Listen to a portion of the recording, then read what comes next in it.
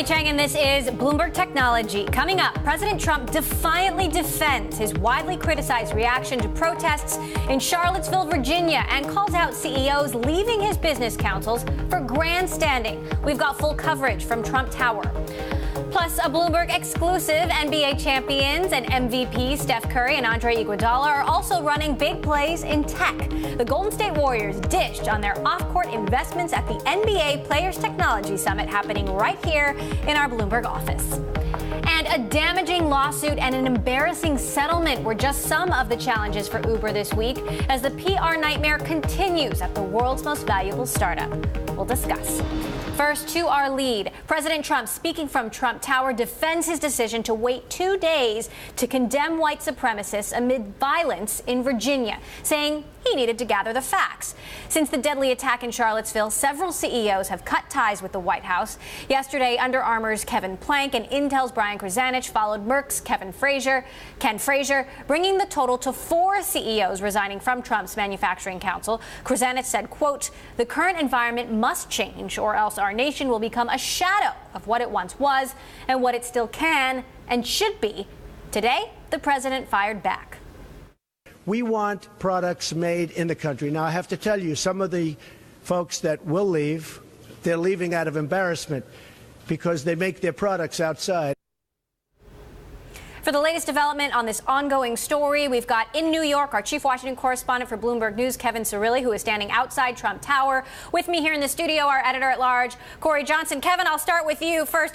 You have to just give us the roundup of what happened in this press conference. President Trump, very defiant and very hesitant to, lay blame, essentially. President Donald Trump defiant against criticism for his response to the Charlottesville tragedy over the weekend. He said that there are fault on both sides. I can tell you that already a crowd of protesters has gathered about a block away from where I'm standing outside of Trump Tower. President Trump taking on the media as well as others for what has gone on and what he feels is unfair treatment. He criticized heavily and defended heavily his very own positions following the Charlottesville tragedy. It comes, of course, as he is facing intense criticism from CEOs, as you mentioned, but also from Republicans within his own party. This was supposed to be a press conference of sorts, or a public commenting period of sorts, for him to announce an economic infrastructure executive order. Of course, all of that now thrown out the window, with the headlines and the news flow going to be dominated by his comments on Charlottesville. Corey, the press conference became very contentious. The president, very combative. You were watching. What's your reaction? Well, I was doing a live radio show and I couldn't speak afterwards, which is really bad for radio. It was fairly unheard amazing. Of for Corey Johnson. And unheard of for Corey Johnson. It was pretty amazing to see the president sort of just refusing to criticize Nazis as and the KKK. I shouldn't say refusing, that's unfair, but sort of suggesting there was some equivalency between the protesters supporting a Confederate general's statue that was only erected in the 1920s at a time that Jim Crow was taking off. Jim Crow laws were being enacted across the country, and that was when a lot of the statues in this country for the Confederate soldiers were put up, not after the Civil War, and it was really a statement about racism, about keeping African Americans in this country down. But just amazing to see that press conference. I think it's also worth noting that this plays to his base, and it might not be a play to his base. He might actually just agree with his base. But this notion, there is a dialogue out there that says that the Black Lives Matter protest itself is akin to protests like alt-right protests, KKK protests, Nazi protests. That's the dialogue that is out there that doesn't reach the mainstream media, but it's happening. And this seemed to be speaking off of that playbook. Playing to his base, Kevin, is something we've seen the president do again and again, and yet, the strategists say this is the wrong thing to do. Shouldn't he be trying to expand his base? Well, look, I mean, I think that there are many Republicans who have forcefully denounced white supremacy, KKK, neo-Nazisms. They criticized the president for his response following the tragedy in Charlottesville on Saturday. When you look at the states that the president won, states like Wisconsin, Pennsylvania, Ohio, Michigan, there was about 70,000 independent voters who switched over from voting for former President Obama and then voting for President Donald Trump.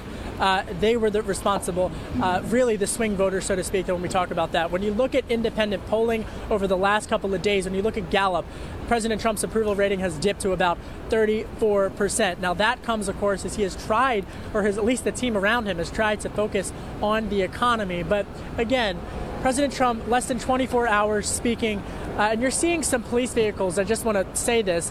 We're seeing increased police presence about a block away where a growing crowd of protesters have gathered chanting against President Donald Trump. That is something I think that many outlets will be monitoring throughout the next several hours. But to conclude my thought, I would just note that this is something that while the president trying to focus on economic issues, when you look at what he tweeted criticizing some of those CEOs, and even at this press conference criticizing those CEOs who have left his business council, as well as criticizing Senator John McCain on the issue of health care. This is a president who really feels that going after his critics will help him reach his legislative goals. So far, he has yet to have a major legislative accomplishment on healthcare, infrastructure, tax policy. And when you look at the calendar in the month of September, he has 12 legislative days left in that calendar. Congress has to raise the debt limit, pass a government funding bill in order to avert a government shutdown, and then get to issues like tax reform and infrastructure, again, which was supposed to be the basis of his comments just about an hour ago. Corey, look, you've interviewed Intel CEO Brian Krzanich a number of times. Yeah. What do you make of the calculation that he and these other CEOs are making to publicly rescind their support? I mean, I think for Brian, I think it was very personal. This is a guy who, no one at Intel was pressing him to make diversity his biggest job at Intel, but he was. And this is something that is really important to him as a guy like me who's got young daughters and is thinking about the future of this world of having equality at his company and making that a top goal for Intel. I think he just looked at what was happening to the president, the instant criticism that the president had for the Merck CEO, and said that that was the thing that apparently seemed to be the tipping point for him. It's also worth noting that the president said he needed to take time and study the facts about neo-Nazis and the KKK, but was really quick with his criticism of the Merck CEO leaving a board of advisors for the president. And, obviously being part of these councils could pay off handsomely, given that the president is the most powerful person arguably in the world. And do you remember, maybe you were out when it happened, but Brian Krzanich in BK, they call him at Intel, BK was in the Oval Office with the president, showing him a wafer from a semiconductor and announcing a plant that had already been announced, but President Trump was nonetheless taking credit for this. Even though President Obama himself had actually spoken at the site of this plant as it was starting to be erected. But, I think that a lot of corporate leaders thought that they'd be able to use the president's desire for publicity about hiring and building a manufacturing capacity in this country as a way to publicize their efforts and maybe get some input into the White House and input into the Trump administration. But I think it's just coming at too big a cost for them right now, and they just couldn't stand to be with it. Also, there's a question of whether these advisory panels have any effect. I mean, I'm sure the president's closest advisors were saying, don't go off the rails and take questions when you go downstairs, talk about infrastructure, and he immediately went off the rails and talked very little about infrastructure. Yeah, well, Apple CEO Tim Cook told us that he didn't join the council in the first place because he doesn't find these councils terribly productive. So you wonder what exactly they're participating in and how much it's worth anyway. Corey Johnson, our editor at large, thanks so much. Kevin Cirilli, our chief Washington correspondent in New York, following all the action happening at Trump Tower. Kevin, thanks so much for that update. Meantime, Amazon is selling bonds to finance the $13.7 billion acquisition of Whole Foods. People with knowledge of the matter say the online giant sold $16 billion of unsecured bonds in as many as 7 parts. It is the 4th largest jumbo deal year to date, the first bond market foray for Amazon since 2014. Coming up, Keith Raboy from Khosla Ventures sits down with us to weigh in on the hot topics in the tech industry right now, including the contentious relationship with the White House. And Bloomberg Technology is live streaming on Twitter. Check us out at Bloomberg Tech TV, weekdays 5 p.m. in New York, 2 p.m. in San Francisco. This is Bloomberg.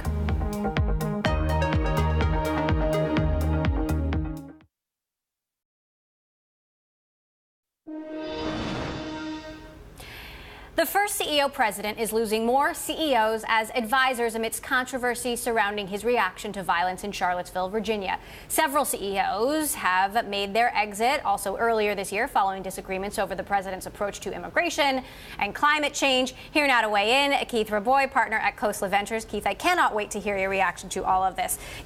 First of all, the president just had a very contentious and combative press conference in which he blamed both sides for, what's been happening in Charlottesville. I know you, over the course of your career, have been a free speech crusader.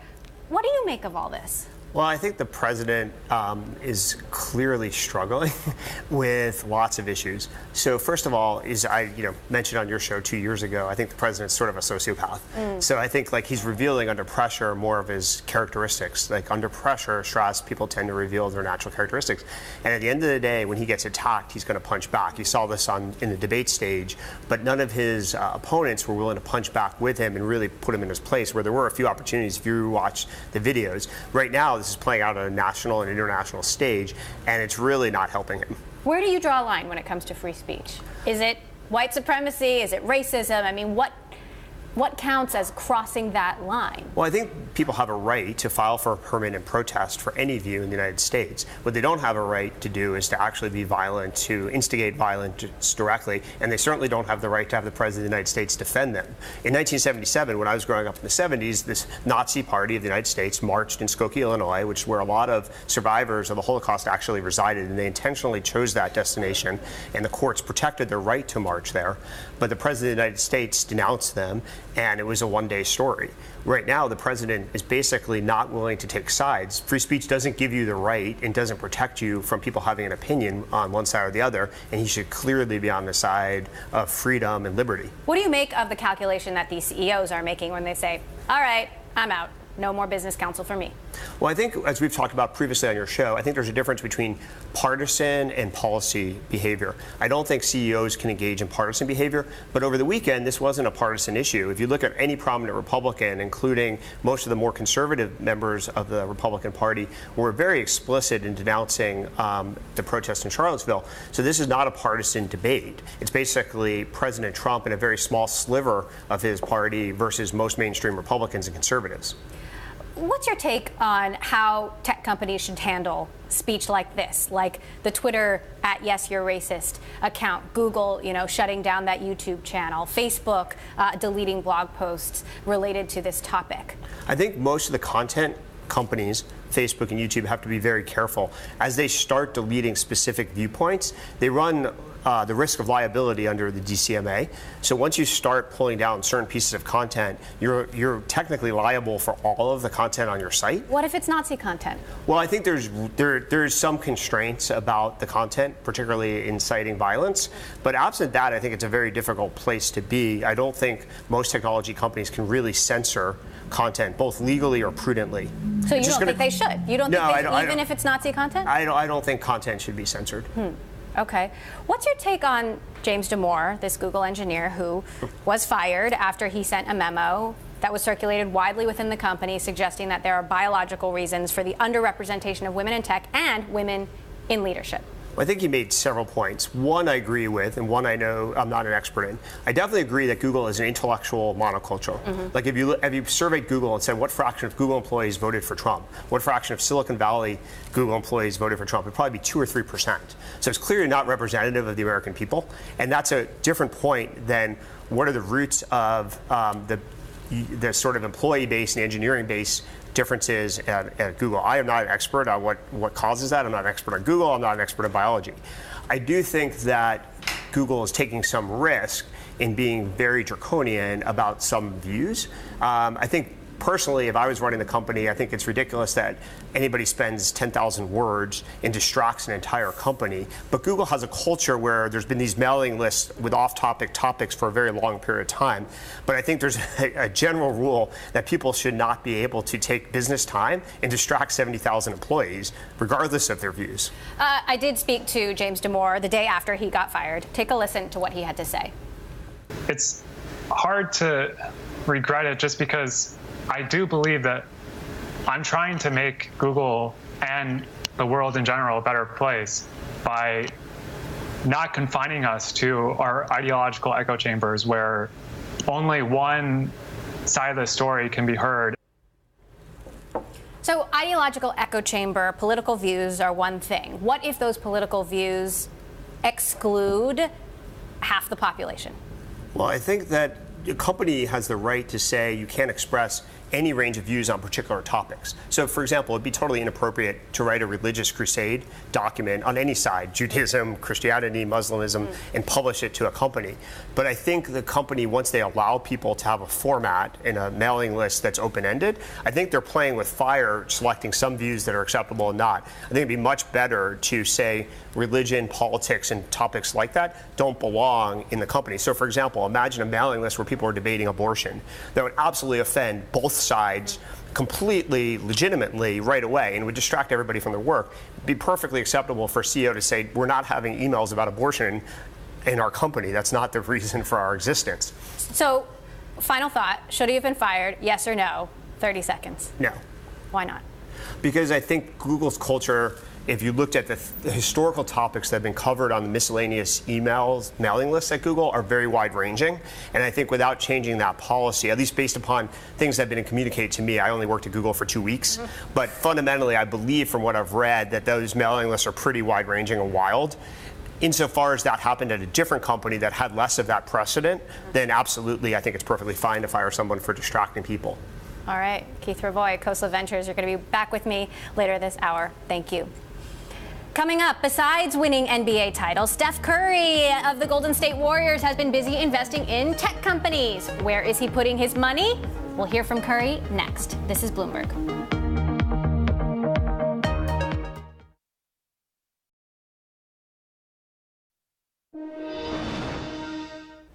Microsoft founder Bill Gates just gave away a sizable chunk of his fortune. An SEC filing shows Gates gave away 64 million Microsoft shares valued at $4.6 billion in June, making it the largest share donation this year. This is also Gates' largest single donation in nearly 2 decades. While the recipient of the gift wasn't specified, Gates has made the majority of his donations to the Bill and Melinda Gates Foundation. Well, 2 of the top players in the NBA helped kick off the inaugural Players Tech Summit here in San Francisco, right here at our Bloomberg office. The summit brings together top leaders in tech, venture capital, and sports to exchange ideas and expertise. In an exclusive interview, our editor-at-large Corey Johnson caught up with Steph Curry and Andre Iguodala of the Golden State Warriors, who are co-hosting the event. He started by asking about Curry's investment in Pinterest. It was something I used and something my wife used, and for me it was an opportunity that was a couple years back, a way to just kind of get some skin in the game. It's not something I'm involved with day to day, but just to see the growth of the company and have that feedback of Q1, Q2, Q3, Q4, seeing how the company's doing and keeping track on that. So that kind of was actually, besides my company I started with my business partner at Slice, that was one of my other early investments that I can kind of follow and grow with it. So it's been fun learning from that, and hopefully I can continue to grow my expertise in the investing game. And you're all over the place in some of your investments. I mean, last time I talked to you, we talked about a skincare product, shaving company that you invested in. You invested in a company called TrueMid, which sounds like it's competing with Bloomberg in some ways. You know about this? It's like a bond trading? Yes, a bond trading platform, and you can do it mobily across your phone. And when you think about tech, you think about Silicon Valley, you think about disruption, you think about efficiency, and that's what TrueMid is. And bond trading hasn't changed since the beginning of time. You sign a piece of paper and then you hand it to someone else, and then you think about, the Eddie Murphy movie Trading Places, and the beginning scenes where the papers flying everywhere. Which was so true then, yeah. Right. It's been more entertaining when Eddie Murphy does it, but everything he does is more entertaining. Right. So that was something that was approached to me of how to disrupt that market, and the vision was great by Ronnie Mateo, who actually started it. So I've had a really good conversations with him about that, and that's how I got into that. And this whole thing for me pretty much started with an E-Trade account, and I started investing in a lot of tech companies and that's what drove my business partner, Rudy Klein Thomas, and myself into this space. So it was a perfect marriage for us to be, aligned with a company like Truman. Well, I guess I should back up too. When you think about the history of athletes and investing, I mean, the bad stories are the ones that make the news, but there are some bad stories. I mean, your father was in the NBA. I think about the athletes who've had fathers. Ken Griffey Jr. had a father who was a great baseball player. Barry Bonds had a father who was a great baseball player. Your father was a fantastic basketball player. But they've also sort of probably, I would imagine, raised their kids with lessons of, remember that guy I used to play with, he blew everything. Remember that, we've come a long way from Charles Oakley and his car wash investment, which is a great investment, but that was sort of the notion of what NBA players did with their money, and I think it's a lot more sophisticated now. I would think so. I mean, we've been blessed to play this game and make a significant amount of money, and with the responsibility of what do you do with that? Like you talked about earlier, you want to grow that money in a smart, responsible way. Things have changed. The tech space, like Dre said, is booming, and to find open doors and access to that world is huge. But not only that, finding advisors and people that are close to you that you can trust to give you that right guidance and wisdom, and not just blindly throwing money at a company or at an idea and hoping it takes off just because you have that prestige. It has to be smarter than that. Steph Curry there and Andre Iguodala of the Golden State Warriors. Go Warriors. Coming up, Uber continues to rack up troubling headlines from being sued by one of its biggest investors to legal trouble in the UK. We'll bring you the very latest. This is Bloomberg.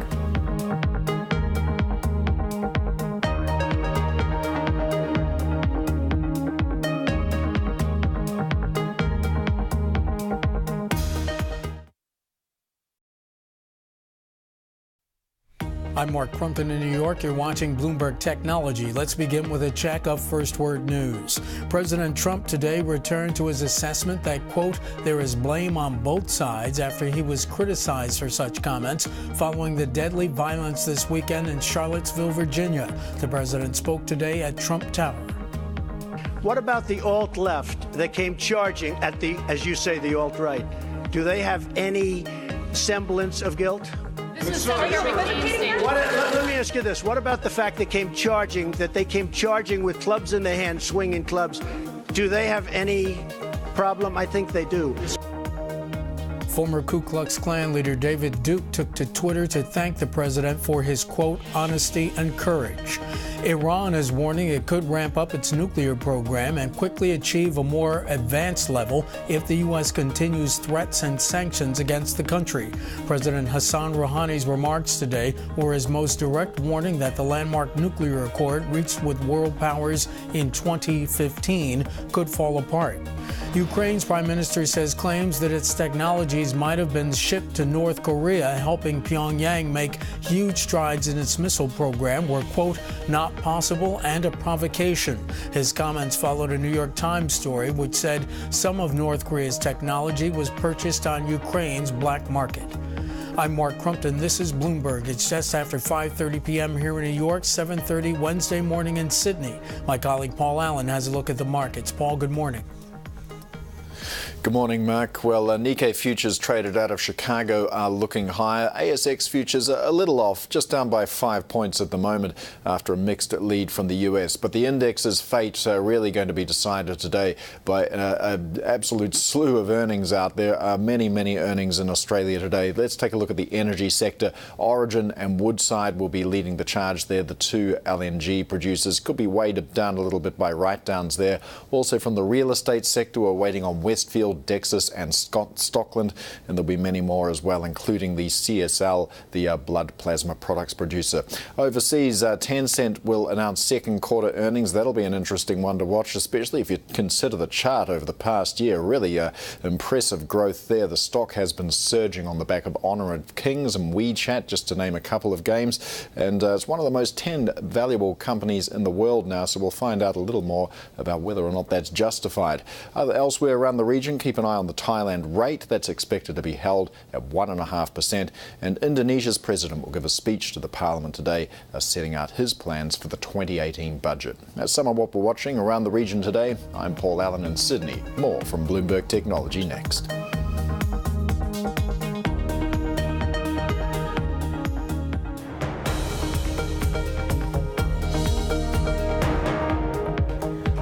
I'm Emily Chang, and this is Bloomberg Technology. Back to our top story now. In remarks delivered at Trump Tower, the president defended his decision to wait 2 days to condemn white supremacists for the violence in Virginia, saying he first needed to gather the facts. Trump saying there was blame on both sides for the violent clashes that erupted in Charlottesville, Virginia, equating the actions of white supremacists and neo-Nazis with those of liberals who gathered to challenge them.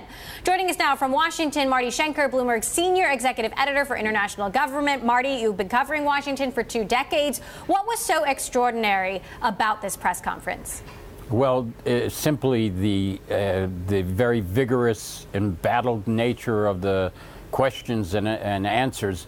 I mean, Donald Trump had gone out and given a scripted defense and clear condemnation of the right in that Charlottesville demonstration of violence, and then he comes out today and basically goes right back to where he was on Saturday, basically showing that, or saying that the right and the left are both to be condemned for what happened there.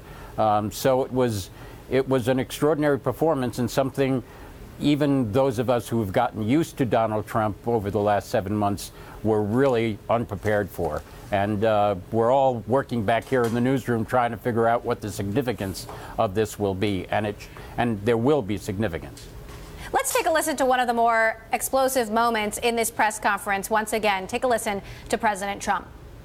There's blame on both sides. You look at both sides. I think there's blame on both sides, and I have no doubt about it, and you don't have any doubt about it either. Marty, how do you think this will affect President Trump's ability to lead? Well, I do think it's going to be a challenge. There are beginning to be some reaction from people in the Republican Party who are supporters of Trump, who are concerned already about his agenda being offset by this kind of narrative, and saying this is not helpful at all.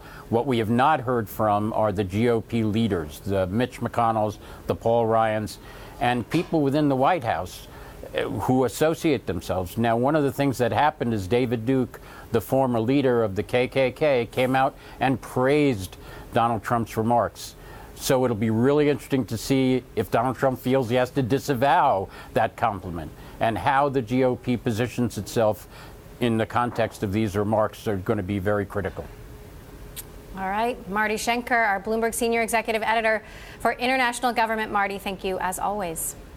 Meantime, it is shaking up to be another rocky week for Uber. This after Benchmark Capital doubled down on its lawsuit against former CEO Travis Kalanick in an open letter to employees. And in the UK, Uber is being accused of failing to properly report sexual assaults by its drivers, according to several reports.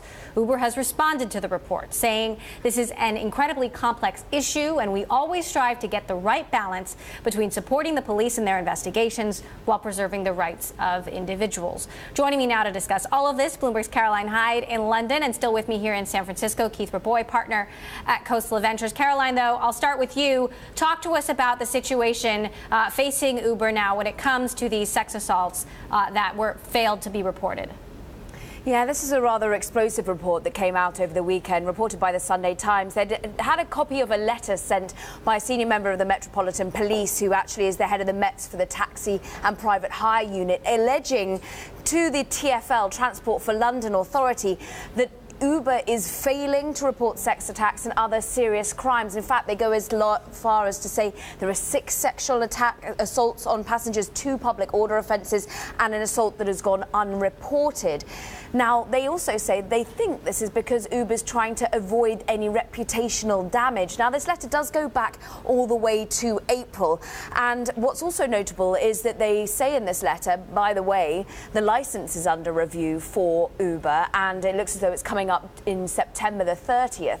Could this also be under consideration within the extension of the licence to operate here in London? I will say that Tom Elvidge, general manager of Uber in London, did take a very lengthy report to the blog of Uber, really trying to find detail as to how they have been helping work with the Metropolitan Police. In fact, they have ex-Met police in their own workers, helping to ensure that they can get across any help when then these sorts of so-called events do occur. They say they outline how they work and indeed how they hire experienced former Met police officers, and they're dedicated, in fact, to an Uber. They've got an Uber law enforcement portal that the police can, in fact, use directly with Uber. And they do mention that, look, yes, we don't routinely report things on behalf of individuals. We feel that's up to the individual or indeed those that have been affected. But it was a very lengthy response, but it was certainly a very heated report that came out throughout the weekend and on Monday. And one quick follow, Caroline. Uber is now extending a tipping option for drivers. The drivers are saying this is just Uber trying to, brush up its image and its reputation. What's the latest? Yeah, the year of the driver, wasn't it meant to be? And it's happening here in the UK as well. Some new like olive branches going to drivers. You get your tips, that starts as soon as today. You're also getting, though, potentially paid for waiting. After 2 minutes, if you've been waiting for your customer, you get 20p per minute that you have to sit there. Also easier cancellations, better marrying of destinations. All of this, though, as the cynics among them would say, look, the timing is everything. We understand that, of course, drivers have been quite forceful with, in many cases here in the UK, saying, look, you don't make it easy enough to boost our earnings. And in fact, some drivers took this to a tribunal, an employment tribunal last year, and won because they were saying, look, we should get holiday pay, we should get paid rest breaks. Now this is up for appeal in the next month. Some saying maybe the timing of this olive branch is a little bit too obvious, but it's the year of the driver. Keith, and I always have to couch the fact that you are a Lyft investor when I ask you about Uber. But what do you make of the latest Benchmark Capital suing Travis Kalanick, also explaining why it's suing Travis Kalanick to Uber employees? Well, it's pretty unprecedented. Obviously, you're asking all the easy questions to me today. But I've served as a director of companies for 14 years in Silicon Valley, only the last 4 as a VC. So I think I have a somewhat detached perspective. But it's clear that Uber's a mess. I mean, first of all, running a company with 14 operating executives and no CEO is a disaster waiting to happen. Secondly, it's clear that they have somewhat unsolvable issues, in the current board composition, which is why people always caution their founders and board members to pick their companies and colleagues carefully.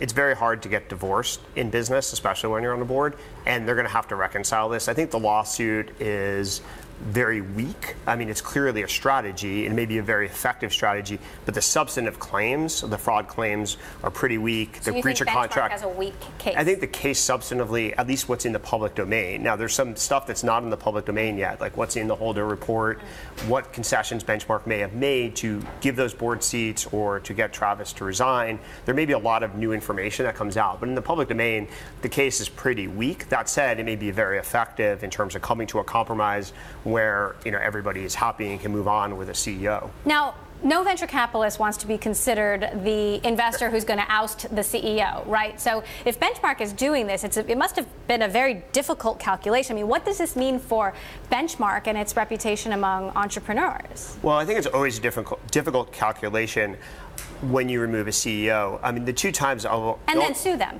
Well, that's a little bit different. But I do remember that Google, the Google founders were almost sued by Sequoia and Kleiner Perkins back in 2001, along similar reasons for not hiring a CEO aggressively like they promised. It didn't come down to that, but they got very close to suing them. So it's not completely unprecedented. But in terms of removing a CEO, the only times I've ever seen it in my career is the management team loses faith with the CEO and lobbies the investor to get rid of the CEO. So it's a bottom-up groundswell. Or number 2, two co-founders get in a massive dispute and someone needs to mediate.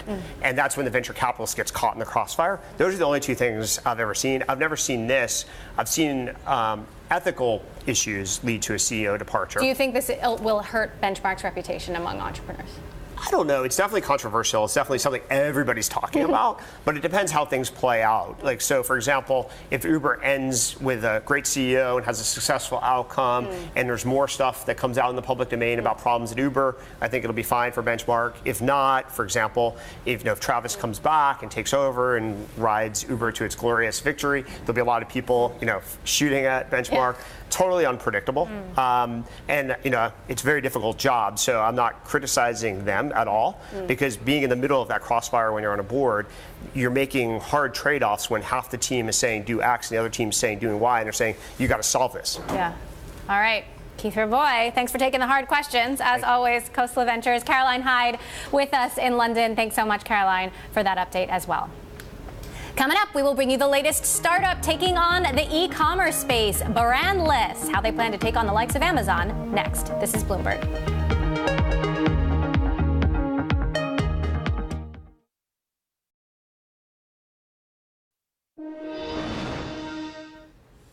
Competition in consumer packaged goods is heating up. Brandless, San Francisco-based startup, has added their hat to the ring with its recently launched online grocery store. The startup sells a variety of Brandless branded foods and household goods, all priced at $3. The company has caught the eye of investors, scoring $50 million in funding from VCs.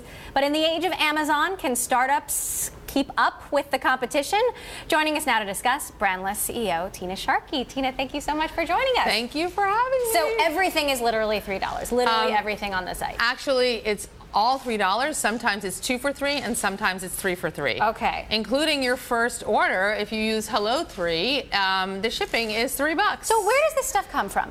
It comes from all over, because at Brandless we launched with about 200 products across pantry, shelf-stable, bathroom, cleaning, beauty, housewares, etc. So everything gets sourced through the Brandless Promise, which is cruelty-free, organics, non-GMO, gluten-free, all of the things that we want to see in our products. Our partners have to live up to those standards, and our manufacturers are mostly in the U.S., but also in some other countries around the world. Now, you're billing yourself as Procter & Gamble for millennials. You know, who's your target market? Is it just millennials? Is it everyone? I mean, who are you going after? So the media billed us as Procter & Gamble for millennials, but we are better everything for everyone. The reason why I think people have focused on millennials is because 78% of millennials say they don't want to buy the products they grew up with, and 90 of the top 100 brands in the U.S. last year were in decline. So that's a market that actually is coming in and becoming first-time head of households. 80% of the new parents in this country today are millennials. So they're rethinking the products they use, the products that they buy, and the way in which they live. So they're sort of an entry point, but Brandless is for everyone. Now, I was doing some comparison shopping, being the shopper in my house, and some of the things I'm like, do I really want to pay $3 for quinoa chips? But then I went and looked at like Whole Foods and Safeway. The quinoa chips actually are $3. So, talk to me about the pricing strategy and sort of what's gone into this number, which, is broadly across all of these products, and why that makes sense. So first of all, when you look at what's called the Better For You marketplace, so that when you go to a store like a Whole Foods as an example, they use a Better For You strategy and how they bring in. So Whole Foods is not all organic, but it's all Better For You. Brandless has a similar philosophy. So when you are comping off of a product like the ones you may have seen, you have to look on an ounce-by-ounce basis. The way in which we're able to offer $3 is by eliminating what we call the brand tax, which is the price that you pay for all of the inefficiencies in the system and for national brands. On average, across the entire Brandless assortment, you're going to save 40%, and in some of our beauty products that are phthalate-free and sulfate-free, as high as 370% brand tax savings. The reason why we chose 3 is because it's memorable, it's easy, and it actually makes the entry into that market so much broader than people otherwise thought, that they could afford organics for their family. They could afford those types of things. Eating healthy is expensive, but it actually doesn't need to be. And we're debunking that entire idea. So Amazon has made it very clear they're going to be aggressively tackling the grocery market. Why enter a market that now Amazon is trying to claim? Look, Amazon is awesome, but Brandless is first and foremost building a community. We're building a community of people who believe that everyone deserves better.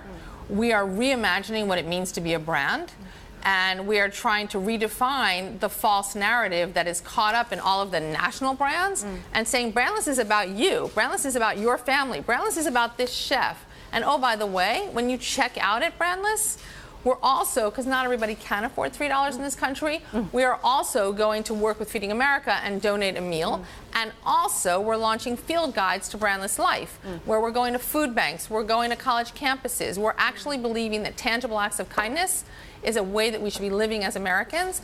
And so Brandless is a community that's reimagining consumption, but we're trying to make everything better for everyone. All right. Strong pitch. Brandless CEO Tina Sharkey, thank you so much for stopping by. Great to have you today. Thank you. Well, Airbnb is eyeing Asia. Why it thinks the region represents its biggest opportunity yet? This is Bloomberg.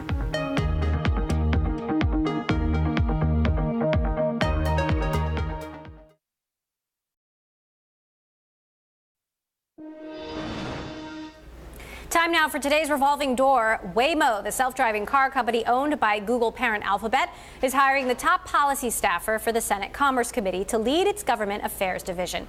David Quinalti, a veteran staffer for Senate Republicans, will marshal Waymo's efforts to lobby congressional lawmakers to shape federal rules on autonomous cars.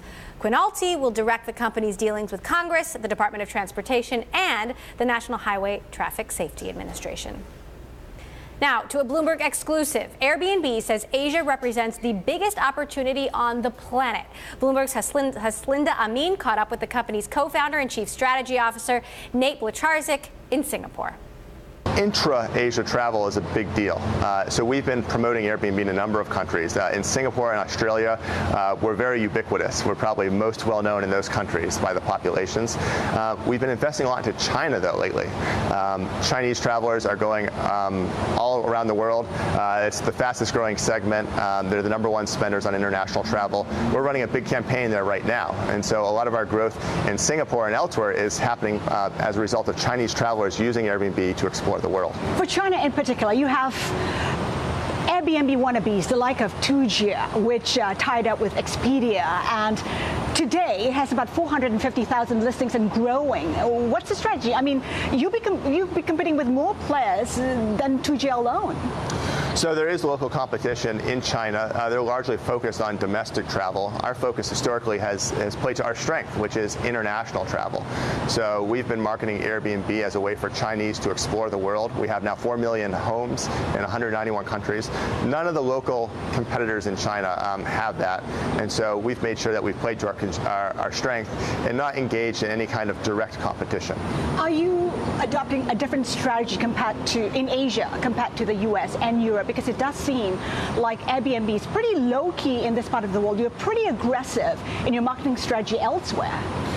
Yeah, well, in every part of the world, we're trying to partner with government. This is a new model, and new policies have to be passed to, I think, realize the full potential of home sharing. And so, we do that government by government. Most recently, we've seen a big success in Japan, where Japan has passed a new national law, basically saying home sharing up to 180 days is now legal, and it's a huge opportunity. Japan has been our #1 destination in Asia now for a number of years. But even for Japan, I mean, it's a matter of implementation, and that is still a work in progress. If you take a look at Singapore, it also recently passed a law stating that it is illegal to rent a place for less than 6 months. I mean, what's your take on the regulations across the board in all of Asia, the differing regulations? Yeah, well, it's obviously not. Does it make it a more competitive or difficult marketplace for you? It's obviously not a simple topic, and I think what we've seen is, this will play out over time. We try to be as proactive and be a partner to government as much as possible. But figuring out exactly the right model and all the implementation details will take time. It's not a one and done type of situation. I'm sure things will continue to evolve even here in Singapore. Give us a sense of how important the Asian market will be in the future. You turned profitable last year. How do you see Asia contributing to your profitability going forward? Oh, it's huge. Asia has been the fastest growing region for us. But from a very low base.